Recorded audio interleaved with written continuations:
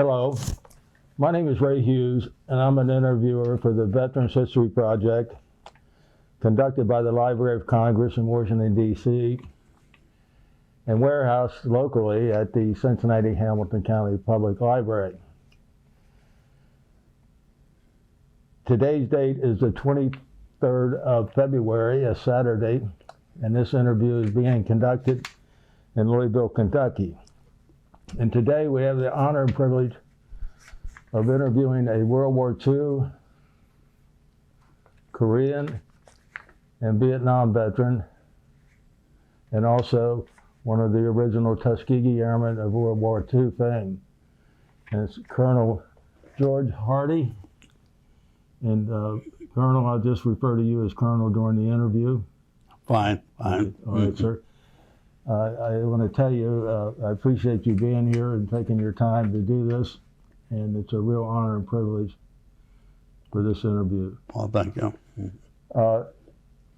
Colonel, if you would tell us your date of birth and where you were born. I was born in Philadelphia, Pennsylvania on the 8th of June, 1925. And where were you living at in Philadelphia when you were? I was living in South Philadelphia on 1811 Reed Street. And your parents' names? It's Edward Hardy and Alma Hardy. And what did your father do for a living, George? My father was, he was a laborer most of his life. And he worked with the oil company and then other jobs in Philadelphia. But he, and my mother was born in the Bahamas. It was English and Spanish. Uh-huh. And she didn't work. She was able to stay at home and take care of us. There were 7 of us in the family, 7 kids. I was next to the oldest. I see. And what schools did you go to in Philadelphia? Well, in Philadelphia, I went to elementary school just around the corner, Walter George Smith School. It's in Philadelphia. There wasn't any segregation, but that school was all black. The principal, the teachers, and all the students. That was through the 6th grade. I went to the junior high school, 2 blocks to the east and 1 to the north, and predominantly a white school for junior high school. And then I went south of there a number of blocks to South Philadelphia High School. And that was predominantly white. In fact, 281 in my class, only 4 Afro-Americans, which meant to see how things changed in some of the schools in the city, and just racially. And so that's the way it was in Philadelphia. But South Philadelphia High School was predominantly Italian, but a lot of Jewish kids also. And what churches did you go to? Went to St. Simon's Episcopal Church about 3 blocks west of where I lived, just off Reed Street. No, the church was actually on Reed Street. I lived on Reed Street also. And this church was at 22nd and Reed. And I usually ask World War II veterans where they were on December the 7th and what were they doing and how they heard about the attack.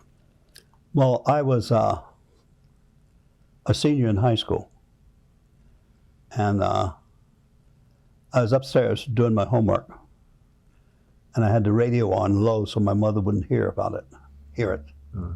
And I had it tuned to the Eagles football game, and they interrupted to announce something about an attack on a place in Pearl Harbor. I hadn't heard of it, but that's how I heard about it.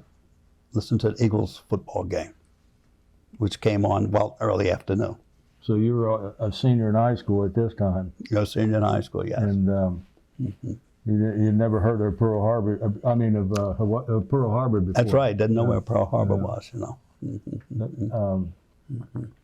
So what'd you do? But it shows I was an Eagle fan way back. Yes. Eagles fan. Very true. So did you finish out your senior year of high school? I graduated in June of '42, and I turned 17 that same month. And I was too young to go into the service. But my brother, 2.5 years older than I was, he and 2 of his friends joined the Navy. And I loved him. I grew up with him. And he taught me so much. And I missed him. And when I graduated from high school, I asked my father if he would sign for me to go into the Navy at the age of 17 so I could be with my brother. And he said, no, but let's talk about it. Well, you know, segregation was, the services were really segregated then, particularly the Navy. The Navy, they had no colored officers, and the only way they would enlist a colored person was in the field as a mess attendant, preparation and serving of food.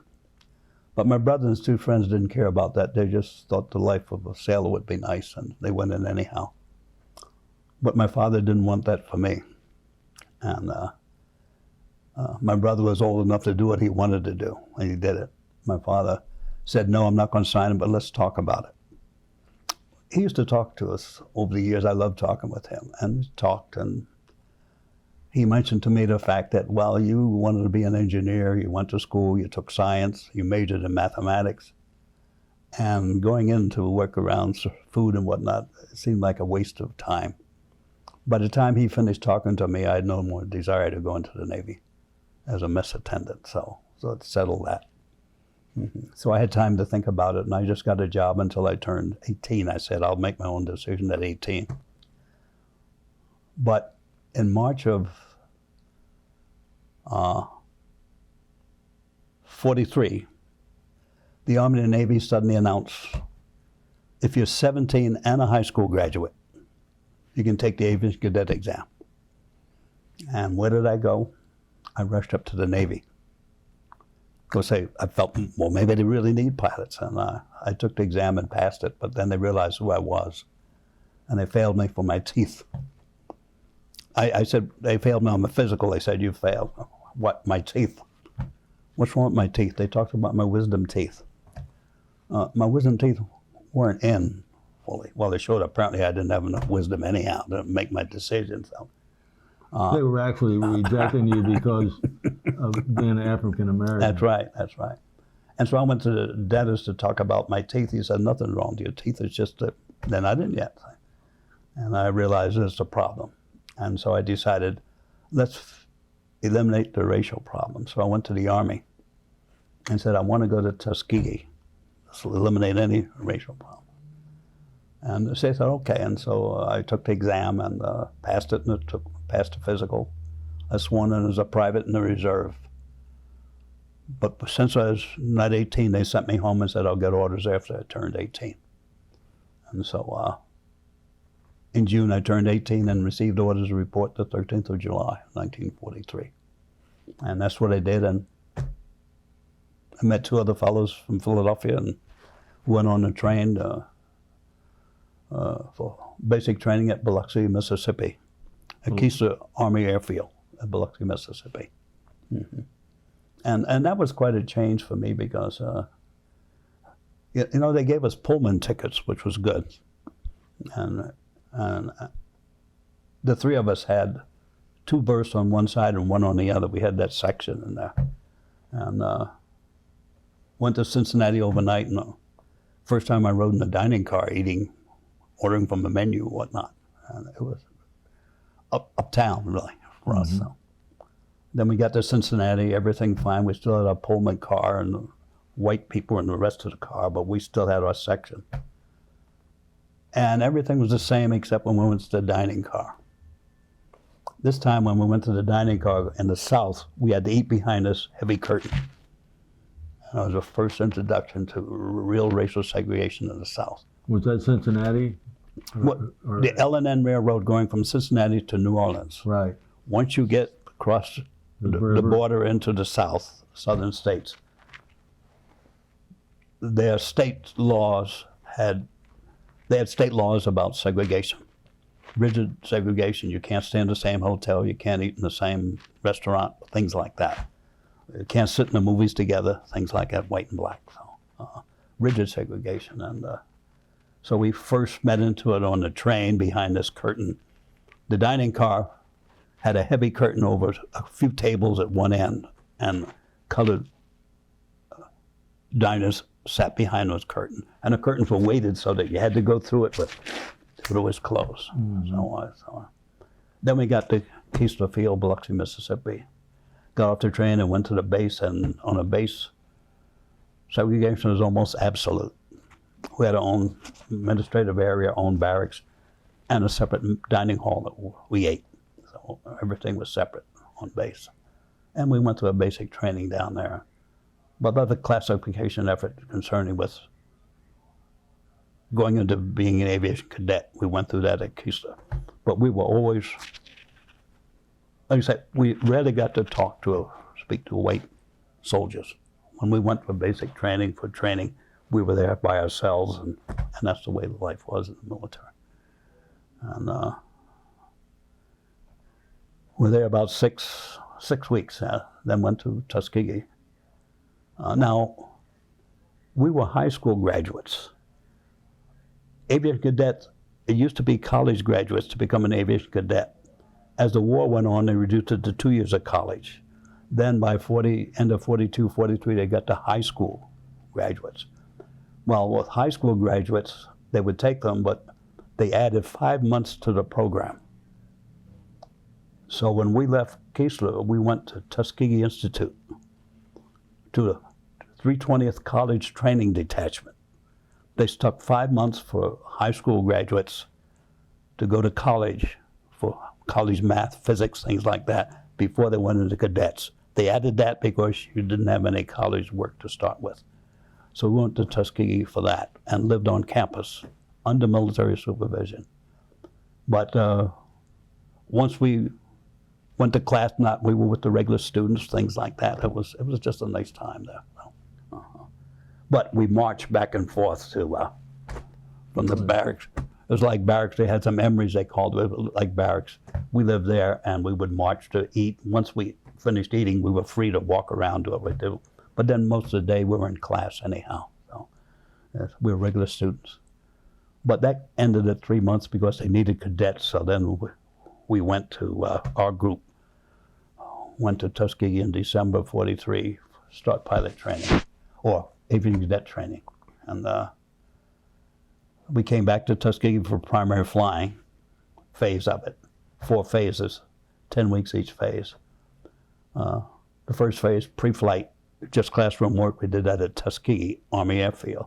Then back to Tuskegee for primary flying. We lived on campus in Sage Hall, and we go to class half a day and fly at a Moulton Field half a day. We got a primary flying. It's about 10 weeks, then back to Tuskegee Army Airfield for basic and advanced flying. Basic and advanced was under white military instructors. At Tuskegee, it was under the black civilian instructors hired by Tuskegee. No. What was his name? Was that Muscles? Mine was Linkwood Williams, my instructor. But it was all under Linkwood Williams? Linkwood Williams, that was his name. He, after the war, he went to med school, became a gynecologist. Last time I saw him was many years later, and he lived in Memphis, Tennessee. And that was a little before he passed away. So, he was I thought he was a very good instructor. So I finished pilot training in September 1944, 8th of September. September of 44? 44, yeah. And what was that class called? 9? It was 44H. 44H? 44H, yeah. And who were your instructors? And did you have the AT-6 at one time? Oh yeah, we had advanced training, AT-6. Yeah. And who was it? You remember? We had, for primary flying, we had the PT-19. See, now most people had the Stearman. Right. By wing. We had the PT-19, was a low-wing monoplane, inline engine, and wide landing gear. So some of the classes used that. I think they went back to the Stearman afterwards, but I flew in the 119, or the PT-19.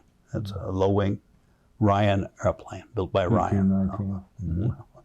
Of course, open cockpit, the same as a Stearman. So, and so I had that for primary flying.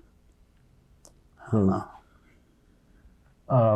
you graduate there in September of 44. September 44. And what did I was commissioned as second lieutenant and received my wings. And that's quite an accomplishment because you're just 19 by now, aren't you? well, most of my class were high school graduates, and they were 18 and 19, 20 years old. So I had most of them like that. In fact, my roommate, he was 2 days older than me. And there was one in our class who was a little younger, but he went into the twin engine and didn't go overseas. So,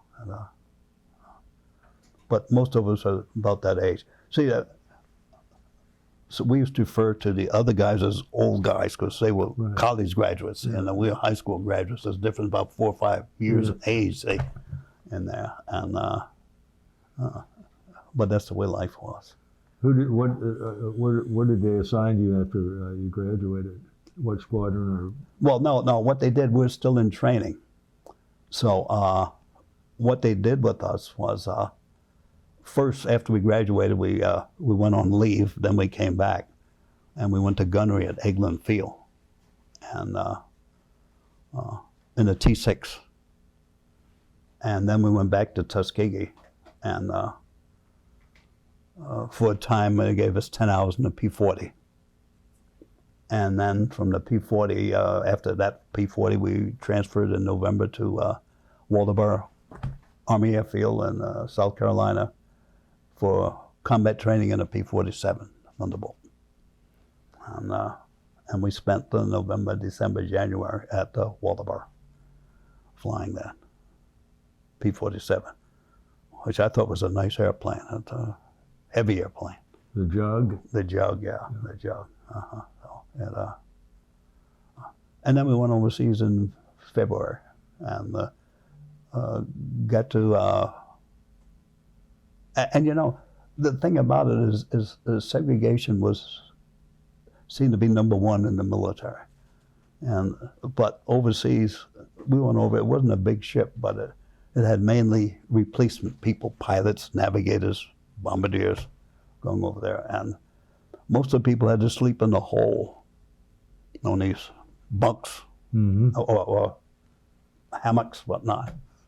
But they had 2 cabins on deck that would just accommodate us, 23 of us. And they put us up in the cabin, so we were like going first class. We had wide bunks in these cabins with tables in the middle that we could sit at and play cards with. And the other guys were down in the hole. So, but they segregated us, and that's the way it was. So, but we got to talk to some of the white pilots who were there, young fellows, and they were in the room playing cards with us too, because it was a nice area to the bunks we had. Yeah. The bunks around the side and these tables in the middle with. But of course, we went over a good time. We only had 6 ships in the convoy, and they kept a good speed all the way over to Italy. And then we got to, what base were you going to? Ramitelli Air Base. And most of us was signed in my class, signed to the 99th Fighter Squadron, whatever reason. But others were to the other squadrons, but I was in the 99th Fighter Squadron.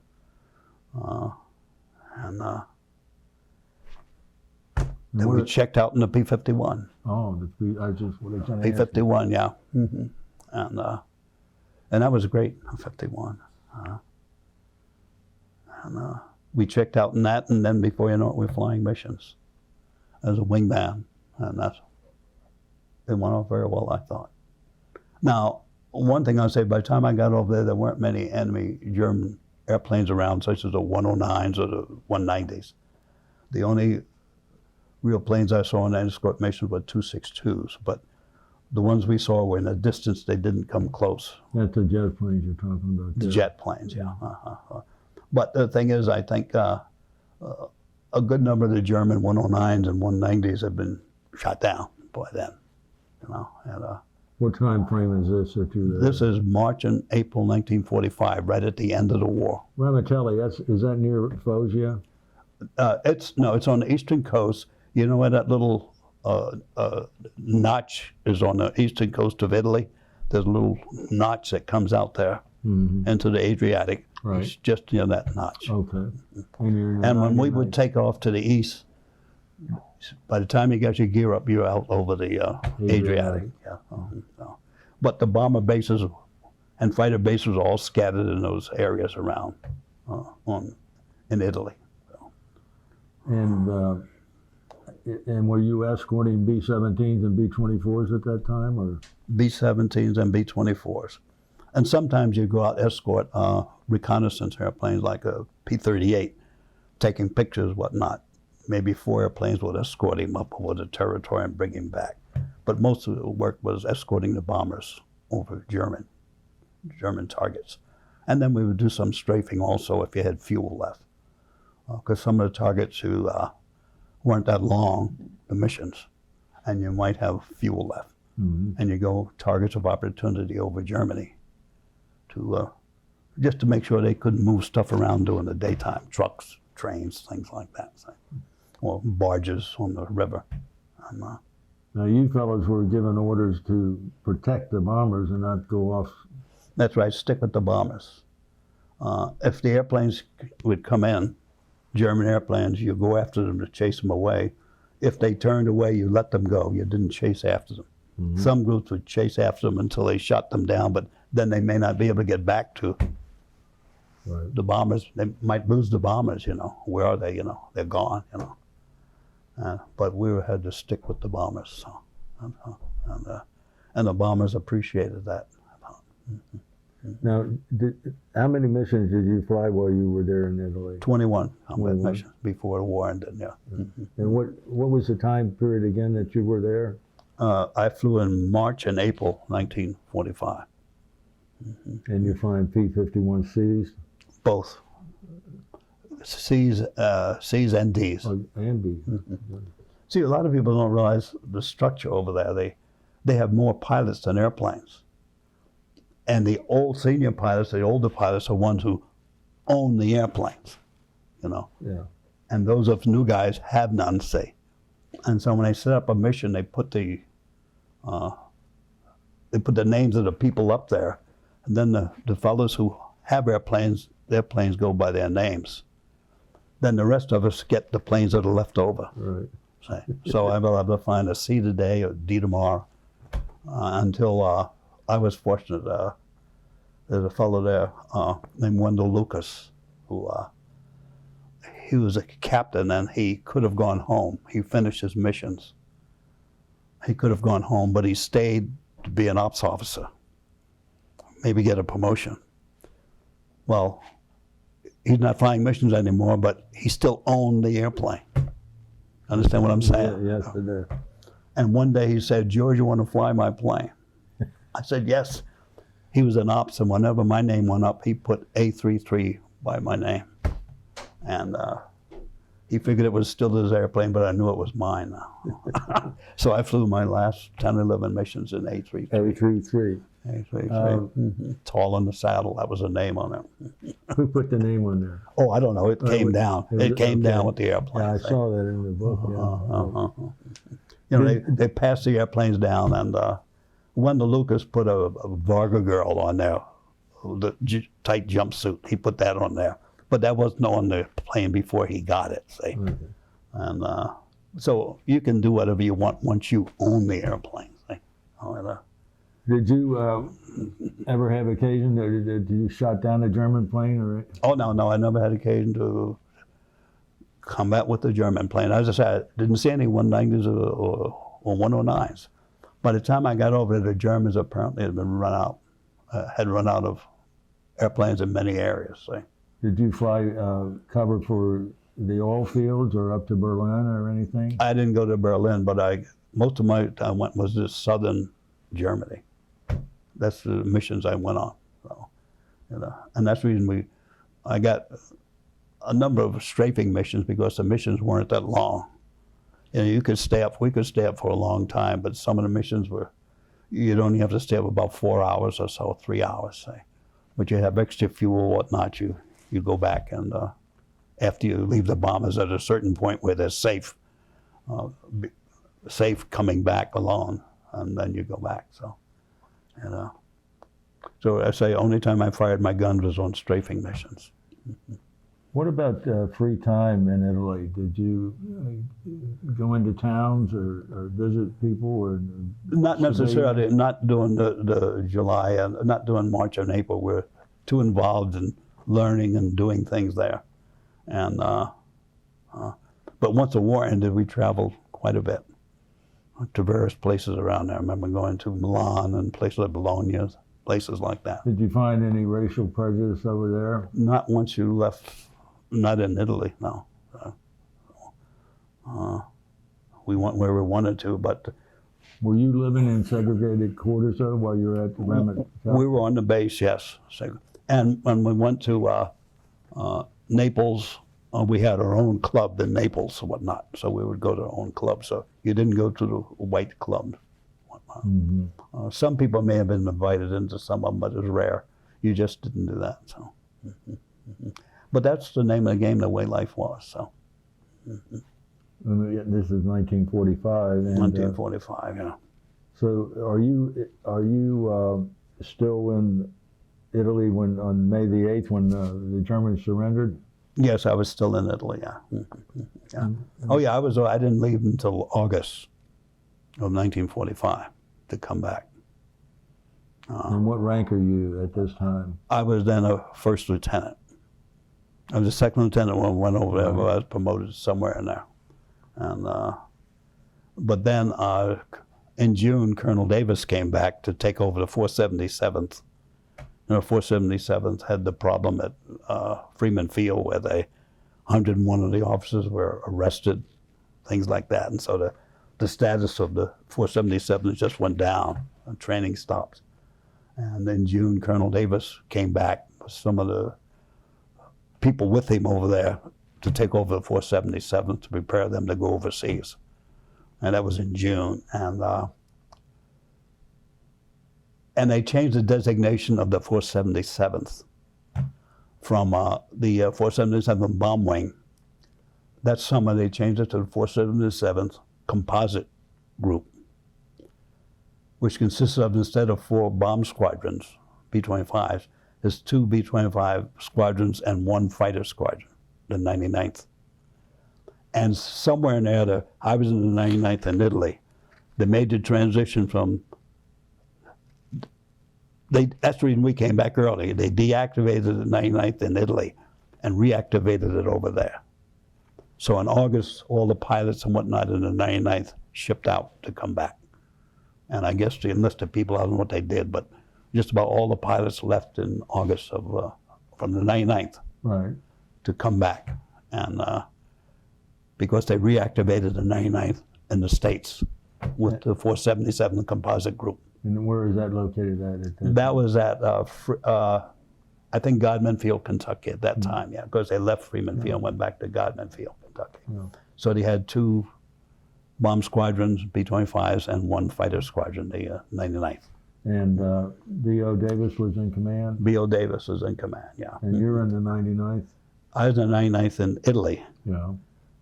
But my commander, Bill Campbell, Major Campbell, he went back with Colonel Davis, and he became the commander of the 99th. He had been the commander of the 99th in Italy, but he became the commander of the 99th in a new composite group in the States. So he, and Wendell Lucas, who was the one who got the airplane, he became the squadron commander. He made major of the 99th just before it deactivated in Italy. And but who did they assign you to when they brought you back here? Well, when I came back here, while we were on the water in the ship, the Japanese surrendered. So by the time we got to the States, the war was over. And we went to the replacement center back here, and some people got out of the service. But I was sent back to Tuskegee. I had a release date of June of 47, so I went back to Tuskegee, and I stayed there until Tuskegee closed in 1946. The last class graduated in June of 46, and that summer Tuskegee closed as an active base. And those of us who were there, I was shipped to Lockbourne. In Columbus? Columbus, Ohio, the composite group. And I was assigned to the 99th, but then they released me in November of '46. So I got out and went back to Philadelphia to go to school. But instead of going to school in Philadelphia, Drexel Institute, I switched to NYU because of the young lady who was going to graduate school up there. And I went to NYU in 1947 to School of Engineering in the Bronx, and we married. And so I lived up in New York for a while. And what was her name, or is her name? Beatrice. And her maiden name? Good, G-O-O-D-E. Good. Yeah, she's from Mobile, Alabama. I met her when she graduated from Talladega in 1946. And she went to Juilliard to work on a master's in music. And so that's the reason I switched to NYU, and we got married up there. And you met her down in Alabama? Alabama, yeah. Mm-hmm. Well, were you in town on a weekend or something? Or? No. Oh, that's something else. At Tuskegee, you could take an airplane on Friday noon, and wherever you wanted to, you had to have it back by midnight Sunday. And I did a lot of that when I was there. I was single, flying at any place. In fact, sometimes when I couldn't get an airplane, some of the young lieutenants there could get an airplane, but they didn't have the qualification to go cross-country by themselves. So they had asked some of us, and I'd go anywhere they wanted to go, just so they got a room for me wherever they were. But we got involved in acrobatics one day, and I was one of the leaders. 6 flights of 4 airplanes, and we did acrobatics too close to the base, and they restricted me from cross-country for a while. And while I was on that restriction, I went to Talladega and met this young woman. And next year we were married, so that was... What was your wedding day? Well, it was in September 1947 up in New York. And you're going to school also? I was going to school at NYU, yes. But we lived in Brooklyn because they got one of my best friends, his mother had a big, a big apartment place in Brooklyn, and she let us live there. Gave us an offer we couldn't refuse. And we got along very well with them. So, but I had a long ride to my class up in the Bronx, but the subway was a nickel then, so it wasn't too bad. A nickel, I could go from Brooklyn, cross, change, get up to the Bronx for a nickel. And is your wife going to school too still? Or? Well, she wasn't going to school then. She was working, doing things for music for some of the people around Broadway, whatnot, some of the shows and whatnot. Mm-hmm. So, but the thing is, it was, I got a lot of reading done on subways. And, but then that summer, in September 1947, the Air Force became a separate service. September '47, the same month I started school up there. Right. And became a separate service. And they obviously got a bigger budget. The Air Force, what had been the United States Army Air Forces was moved from the Army, moved up and became the United States Air Force. Right. And this group got a larger budget from Congress than they used to get from the Army. Right.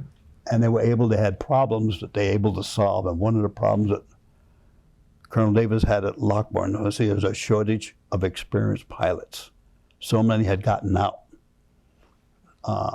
after the war. So when the Air Force became a separate service, Colonel Davis, that's fall, was able to send letters to a lot of us who had flown with him in Europe, asking us to come back in because he had a better budget.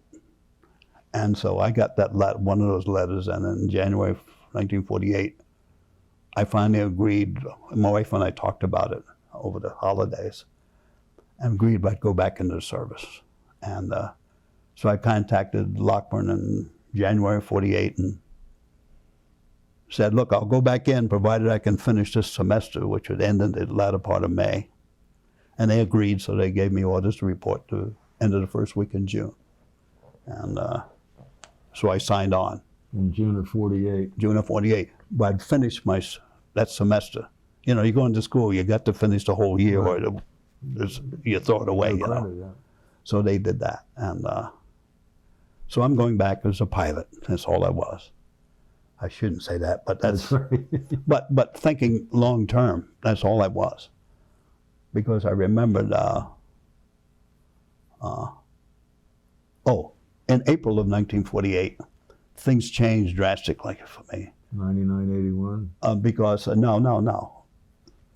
General Carl Spaatz, Chief of Staff of the new Air Force, publicly announced that the Air Force was going to do away with racial segregation in its assignments, and also that they were going to come up with a plan that would provide information on how and when racial integration would take effect. That was in April of 48. And that bothered me. You know, I would go to Lockburn as a pilot, and that's all, because I knew so many people. If I was knocked off flying status, I figured we'd work out something. Because when I was in before, I remember several people who were knocked off flight status because something happened in their physical, blood pressure, whatnot. But several people lost flight status because they were in accidents, a broken leg or something, and they never got back on flight status. And I remember when I was in Italy, I owned a motorcycle. I went across a field and I hit something. The motorcycle went one way and I went the other. And I realized, geez, that could have been the end of it. Right. So, and then I realized that when I go back into service, with racial integration taking effect, maybe I'll show up at a base that's, this is the way I thought, all white, don't know anybody. And if something happens, you know, I didn't want to put my future with something like that. So I said, when I go back into service, I better do something else. I better plan. So that's when I decided I want to go into maintenance. At least I'll always be around airplanes. But I didn't know anything about mechanics, engines, things like that. So electronics, radar. Because I really, if I was integration, if I had my choice, I'd go to all-weather fighter squadron. On alert, you know, with the radar on the airplanes. And as soon as I got to Lockburn, I asked them if I could do that. What does that feel? And they explained there's a course at Lockburn, at the Biloxi. It's 50 weeks long. You don't know anything, but when you come out, you're an expert on radar. I asked them if I could apply for it. They said yes. Well, now, you know, under segregation, I could not have applied for that field. Because when I graduated, Lockburn didn't have airplanes with that equipment on it, see. And that's the way the services worked under that, see. But when the Air Force said they're going to integrate, all schools were open to us suddenly under those conditions. And I said, yes, you can go. So I applied for it in June when I reported in. And then I concentrated on getting my flying proficiency back. And then in July, President Truman issued Executive Order 9981. And what year was that? That was in July of 48. April of 48 is when General Spaatz said with Air Force. Right. But then in July, President Truman's issued Executive Order, which Army, Navy, and Air Force submit their plans for racial integration. And of course, that caused a big problem across the country. In the South. The South used to be always Democratic. And they left the Democratic Party by the millions, joined States' Rights Party. Strom Thurmond as his presidential candidate. And he ran against Truman and Dewey. That was an election year. But Truman still pulled out the victory. Since he pulled out the victory, 9981, the Executive Order remained in effect. So in 1949, the services turned in their plans for racial integration. And the Army plan was disapproved in 1949. But the Air Force and Navy plans, I think, were approved in about May 49. And the Air Force was ready because by the end of June, they deactivated 332nd at Lockburn. And within weeks, everyone there, hundreds of people, received orders to go to bases, Air Force bases all over the world, Yeah. in the States and overseas. But myself, President Truman signed the executive order, and in mid-August, I was notified I was going to go to the school at Keesler in September. So September, I went to Keesler and spent 50 weeks going through that course. And I graduated in August 1949. And what was that school again? the Airborne Electronics Maintenance Officers School. Airborne Electronics Maintenance Officers School. It covers radar and long-range navigational equipment. So I went there and learned. And now Keesler was an odd situation. When I was there earlier, it had been rigidly segregated.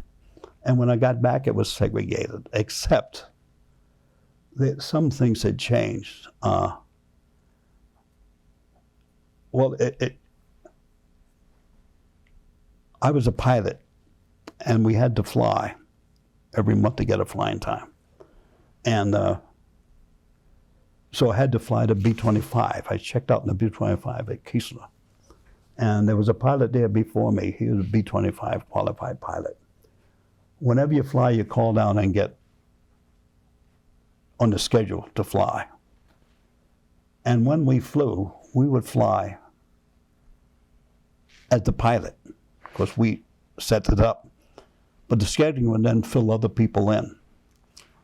And almost every time I flew, or Don Simmons, he was there before me, we were the pilot and everyone else was white. Co-pilot, navigators, bombardiers on the plane. See? That's the way it was. But Don Simmons, when we went to Keesler in 1940, September 48, he got there first. For some reason, Keesler apparently had never had any colored officers. So they didn't have separate quarters for colored officers.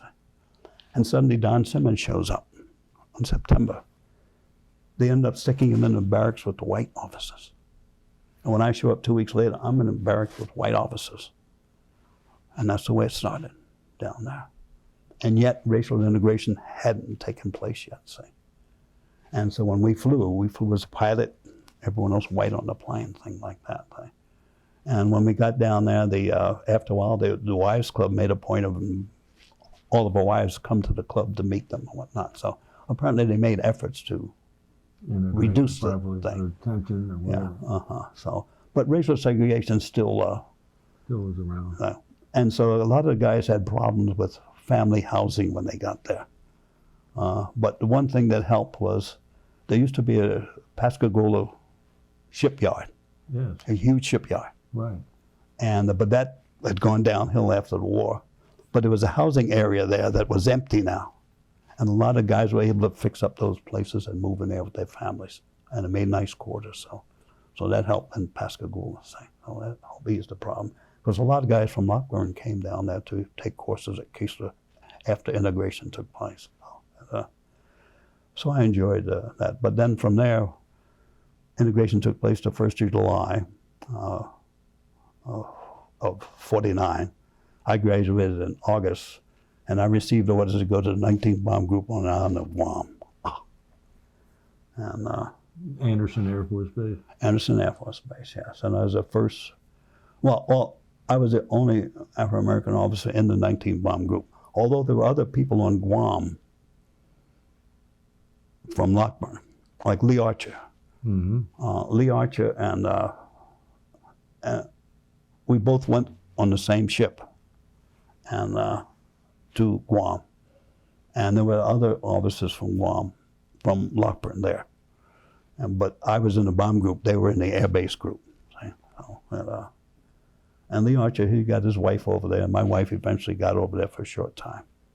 But Lee Archer, he spent 3 years on Guam, I think so. How long did you spend there? Well, I got there, you had to wait 8 months to get your family over there, see? Yeah. So I got there in October, and just about the time my wife got orders, the Korean War broke out, and they canceled her orders, and we moved to Okinawa. See? And while I was at Okinawa, she got orders, I guess, at the end of the year to come over there, and I got back to get her settled and had to go back to Okinawa. So, and then... Were you at Kadena? I was at Kadena, yes. Mm-hmm. And I didn't get back again until I was returning to the States in '51. So I got back and got her again, and we came back to the States. So she had a tour without me. I had an accompanied tour, but we weren't together. So where were you during the Korean War? What were you doing during the Korean War? What happened was I was a maintenance officer. Right. I had about 20-some airmen working under me, all white, and I was a maintenance officer on the B-29 and 28th Bomb Squadron. That included the radar equipment, the long-range navigation equipment, and also this radio-controlled bomb that we had in the 3rd Bomb Wing, Raison, as they called it, 500-pound bombs. You had a radio. You dropped a bomb, you have a radio control to direct them somewhere. 500-pound bomb? 500-pound bomb, Raison, yeah. Later, the Tarzan bomb came in. That's the huge bomb, and we dropped that too. But I was responsible for that equipment too. The $500-pound one, that was radio controlled also? Right, yeah. What does that mean when you radio controlled? Well, what happens is you have this control here, and the bomb has a receiver in it, and it has fins on it. And the receiver can cause the fins to move. The bomb is dropping the way a normal bomb drops, but these fins can divert it according to the air pressure. Like the bomb we have, I have a picture of it, has a band around the middle. It's a 12,000-pound British tall boy bomb, see. Has a band around the middle which allows the air to come through, and huge fins. As a radio receiver, you drop the bomb on a regular bomb, and then you can direct it with this switch by the fins. Control. Yeah, it has a receiver which causes the fins to move. Yes. And it can direct it. The bombardier sees the target, but he's looking through the bomb, and he gets it closer to the target. You can't do but so much to it because it's falling, say. Right. But you put a little pressure on it and get it to move a little, say. And how many times did you drop that Tarzan? Well, I don't remember, but what happened was when they got that, I was a co-pilot on a crew that was responsible to drop it. Say. And we dropped every drop in the 30th bomb. Each squadron got one of these airplanes. They had 3 modified airplanes. The 28th, the 30th, and the 93rd. And the 28th Bomb Squadron, Rip Rummel, he was the aircraft commander, and I was the co-pilot on this crew to drop that bomb.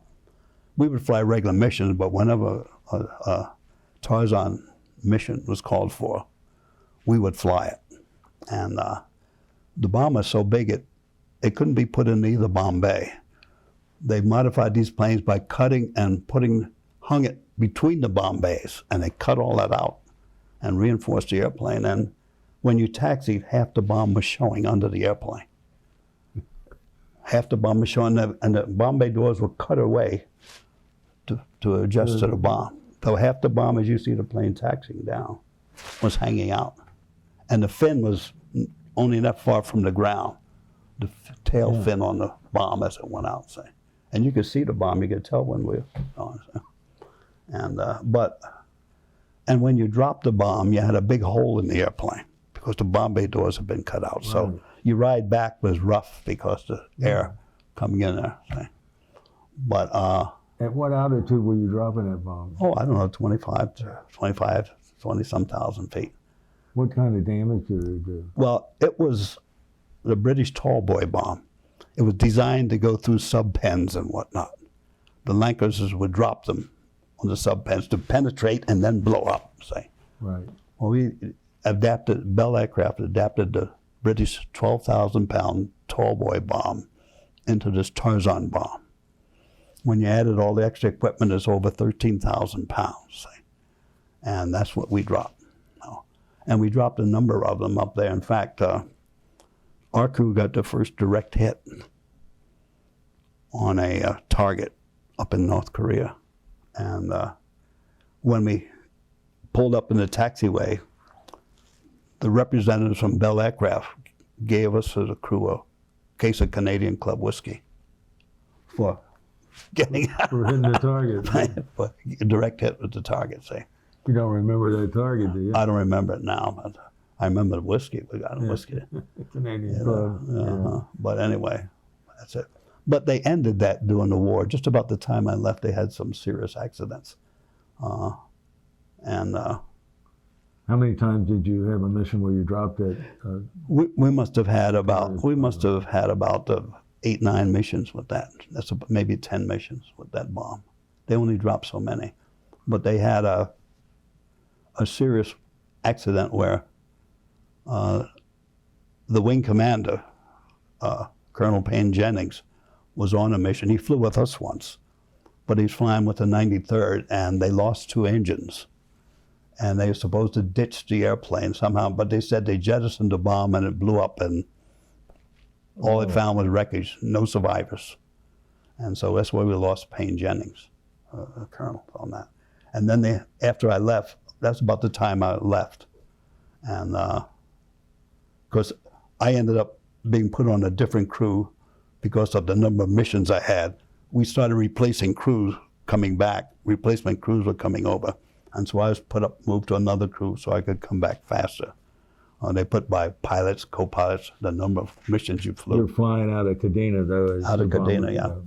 Kadena, yeah. So they were long missions. In fact, my last mission was over 11 hours long.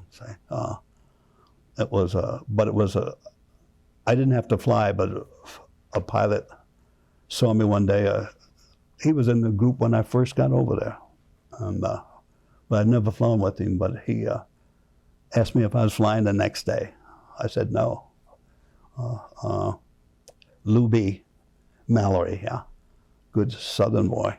I got along so well with him. He asked me if I was flying, and I said no. He said something happened to his co-pilot. Could I fly with him? I said okay, so I flew with him.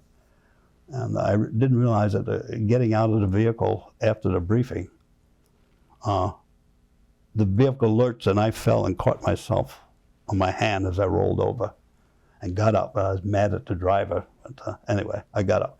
I didn't realize it, but I fractured a bone in my elbow and didn't know it, see. And that was over 11-hour mission that day because we had to fly up to North Korea and form up. We always flew up in single ships. And we had to form to get in formation of 3 ships. And we were going to fly down the Yalu River and bomb a bridge across the river. The Chinese were bringing stuff across on that bridge. And we wanted to bomb that bridge, but we wouldn't do it as a group. Normally you do it as a group. But they couldn't do it as a group because no bombs were supposed to go over the middle part of the bridge to Manchuria, Chinese Manchuria, say. So we had to hit just the North Korean side. Yeah. So we do it in 3 ships, say. And we were one of the lead ships for the 3-ship formation, and we got over there, but it took us long to get up North Korea and then come down the Yalu River, and we dropped the bombs, and we had about 5 hours to come back to base after we dropped the bombs. But after we took off, Mallory said, "Gear up." I reached over to hit the switch, and I felt something in my elbow. You realize, and as we got farther and further up there, the pain got worse and worse. I didn't know there was a broken bone here, and I didn't know it, see. So by the time I got up to the target, I had to keep my arm up here because it didn't hurt as much. And anyway, we were lead ship, so it made out okay. We dropped the bombs, and then once we got off, the pain was excruciating, and so someone suggested a shot of morphine. I took on my E&E kit and they opened it and took out one of these things. I pulled down my flight suit and they gave me a shot of morphine. And that did the job. No pain at all. But we had almost 5 hours to get back to base. By the time I got back to base and landed, we taxi in, and Lou says, "I called the medic, so just take it easy, George. Don't get up." But we pulled in and I started to get up. I was still feeling good. But then suddenly as I got up, everything changed. I almost felt as if I was not solid, just liquid or something, just melting. And if I could have gotten another shot of morphine, I would have. right there. I had the worst feeling in the world. Somehow, something was wrong. It was wearing off, and I guess the pain was coming back, but suddenly that was the oddest feeling. Then the medics took me out and ended up putting my arm in a sling. They x-rayed it and whatnot, so I didn't fly anymore after that. So. But then a few weeks later, I ended up coming home on a replacement crew. How'd you get home? Fly or ship? No. We flew back to Guam because that was our home base, clear there. And the other guys flew back because none of them had their families over who were going back. But my family was on Guam, so we came back on the ship. My wife and 2 kids. We came back on the ship. Where were your 2 children born at? They're born in Mobile, Alabama. In Mobile? And what were their names? There's Josephine and Gerald. Did your wife continue her training in the No. Once we started having kids, no, she did that. She worked, did things in between. She would work at church choirs and things like that. She did all that sort of stuff. But no, we ended up having a total of 4 children. 4. And what were the names of the other 2? Well, there's Gerald and then Paul and Deborah. So we had 4 kids. So no. When you left Guam, you came back home. Where were you going to be stationed at then? Walker Air Force Base, 6th Bomb Wing at Walker Air Force Base in Roswell, New Mexico. I was there. Now, SAC had a different setup. You know, most bases, most wings, or groups, we would call them groups. Really, we call them wings today.